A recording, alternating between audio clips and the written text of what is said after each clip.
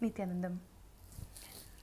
With deep gratitude to my Guru, His Holiness Paramahamsa Sri Nityananda Swamiji, I welcome you to the series on relationships and relations. What's the best relationship? The best relationship in the world is a relationship where there's absolute trust and absolute completion between two people.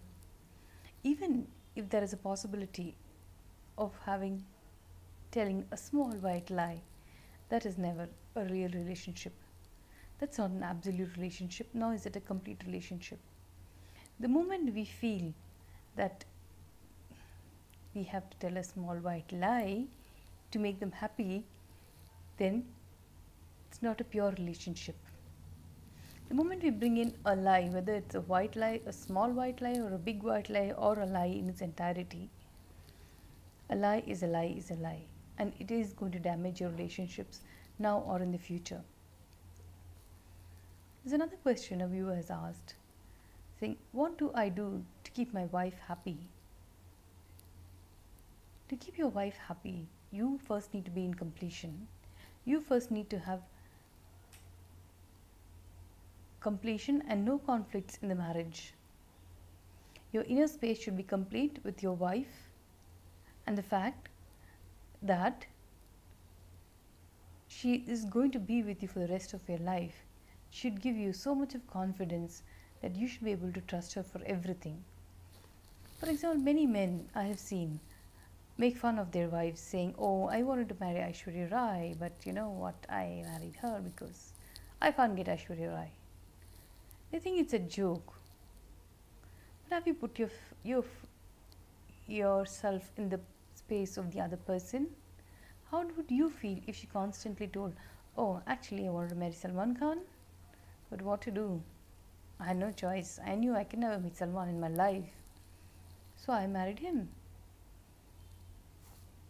How would you feel? It's the same way, whichever spouse makes these kind of statements, it's disrespectful and actually violent, abusive to the person you have married. So no matter any relationship, even if it's a mother and a son, or father and a son, or grandfather and grandson, father and father, father and grandfather, any relationship which puts you down is not a honest, authentic relationship. Many times I have seen parents who say, "Oh, my son, he's not as good as the opposite house boy. You know, he works hard, he studies, but his friends are so much smarter than him. I wish you would be that smart." It is not cute. You're belittling your own child in front of him. It's not going to help him evolve. It's only going to make him develop self-doubt to an extent that he'll start hating himself. We have started becoming such an verbally abusive society without realizing it is self-inflicting violence on others. We can communicate what we want to communicate in a very nice way without hurting others. Unless, of course, others are hurting you, then it's a different ball game altogether. It's a different story. But any relationship, for it to have fruition inside of you, you need to be in a space of completion, or you need to complete for whatever you feel are faults in others.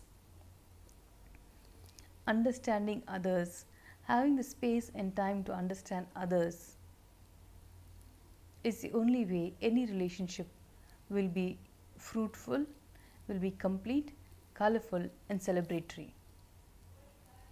Any relationship you find a friction in, and you're not able to complete the friction, you're not able to understand the friction, write down what is the friction inside of you that is created when you see that person or when you talk to the person. Write down and send it to me, and I will solve this relationship issue for you. Any relationship it may be, there is nothing worth getting violent over.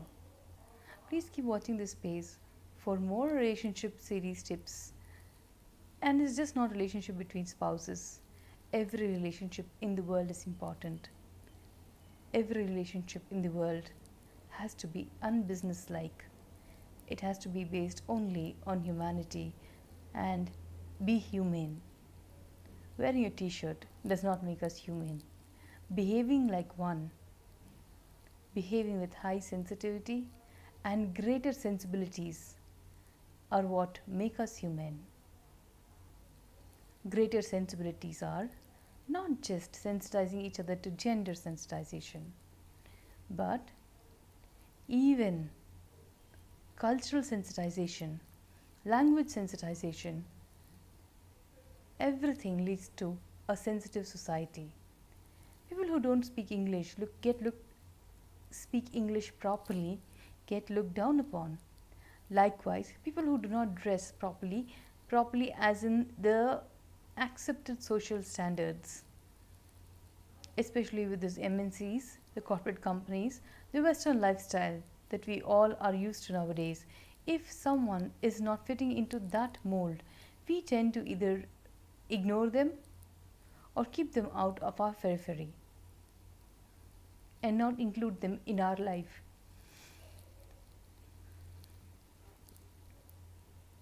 Instead of that, if we can accommodate them also into our life will be more colorful than theirs. Please keep watching this space, and if you have any more questions, clarifications, comments, please leave them in the inbox below and I will respond to it. Thank you for watching. Nityanandam.